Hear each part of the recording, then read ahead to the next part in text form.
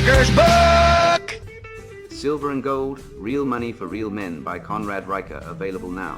In 1971, Nixon took the US off the gold standard, and since then the dollar has lost 98% of its purchasing power.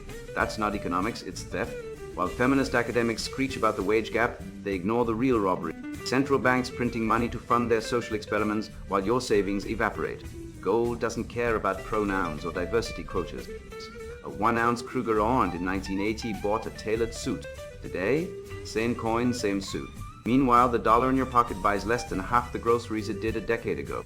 I watched a Venezuelan man trade a single gold ring for a month's worth of food during hyperinflation. His wife didn't lecture him about toxic masculinity, she hugged him, because when systems collapse, theory dies.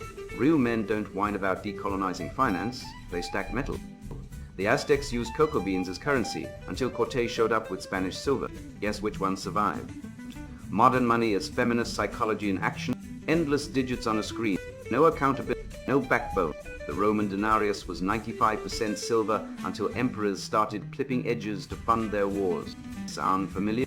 Today's politicians dilute your wealth with inflation while preaching equity. Gold can't be devalued by a bureaucrat's whim. When Rome fell, barbarians still accepted solidus coins.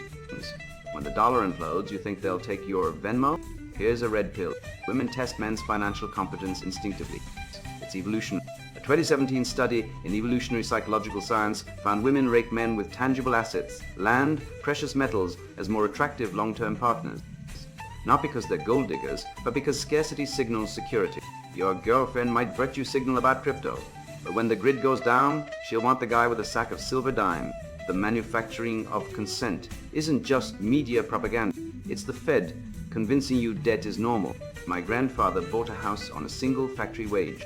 Today, you need 2 incomes and a 30-year mortgage. That's not progress. It's in. The Hunt brothers tried to corner silver in 1980 and the government crushed them. Why? Because metals threaten the fiat Ponzi scheme. They'd rather you max out credit cards on gender studies degrees than own a single ounce of sound money. I met a guy in Argentina who buried his life savings in silver bars under a false floor. When the peso collapsed, he traded 1 bar for a generator. His neighbors, holding cash, burned furniture for warmth. Feminists call this toxic individualism. I call it survival. The Incas didn't fall because they lacked inclusion. They fell because Pizarro had steel and they had abstract feather money. Final truth, when hyperinflation hits, your boss won't pay you in allyship points. Your kids won't eat deconstructed narrative. They'll need bullion. Start stacking. Silver and Gold, Real Money for Real Men by Conrad Riker. Buy now. Links below video.